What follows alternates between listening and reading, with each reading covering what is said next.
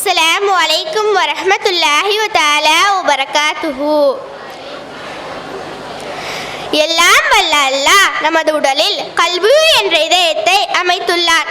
அந்த இதயம் குறித்து நபி ஸல்லல்லாஹு அலைஹி வஸல்லம் அவர்கள் நமது உடலில் ஒரு சதை துண்டு உள்ளது. அந்த சதை துண்டு நன்றாக இருந்தால் நமது உடல் முழுக்க நன்றாக இருக்கும். அது கெட்டு போனால் நமது உடல் முழுக்க கெட்டு போகும். அதுதான் இதயம் என்று கூறியுள்ளார்கள். அந்த இதயம் உலகில் நாம் உயிர் வாழ இன்றியமையாத ஒன்று. அது சாதாரண ஒரு சதை துண்டு. அது எப்போதும் களைப்பில்லாமல் இயங்கிக் கொண்டே இருக்கிறது.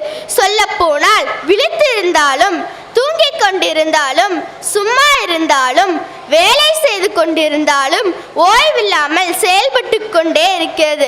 கரு உருவாகி 21ஆம் நாளிலிருந்தே இதயத்தின் பணி ஆரம்பமாகி நமது உடலில் உயிருள்ளவரை இயங்கிக் கொண்டே இருக்கிறது. நமது மார்பின் நடுநாயகமாய் அமர்ந்து ஒரு சக்கரவர்த்தி நாட்டாமை போல் எலும்புகள் புடைசூழ நம்மை ஆளுமை செய்து உயிர் கொடுக்கிறது இதயம். இதயத்தின் உருவம் நமது கை முஷ்டி அளவுதான்.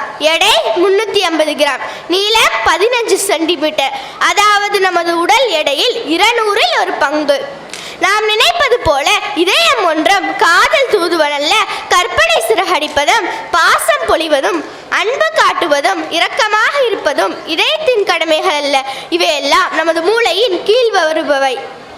அதற்கு மாறாக நமது உடல் முழுவதும் இரத்தத்தை வேகமாக குழாய்களில் கொண்டு போவதே இதயத்தின் வேலை. ஒரு நாளைக்கு நமது 5 அடி உடலுக்கு சுமாராக எவ்வளவு இரத்தம் அனுப்புகிறது தெரியுமா? சுமார் 90,000 கிலோமீட்டர். சுபஹானல்லாஹ். ஒருவேளை அது நின்று விட்டால், செயல்படாவிட்டால் நமது கதி அதோ கதிதான். இந்த இதயத்தின் இயக்கம் அல்லாஹ்வின் மிகப்பெரிய ஓராற்றல் என்பதை நாம் உணர்ந்திருக்கிறோம். ஆனால் அதற்கு நன்றி செலுத்துவதில் நாம் ரொம்பவே பின்தங்கி இருக்கிறோம். அஸ்ஸலாமு அலைக்கும்.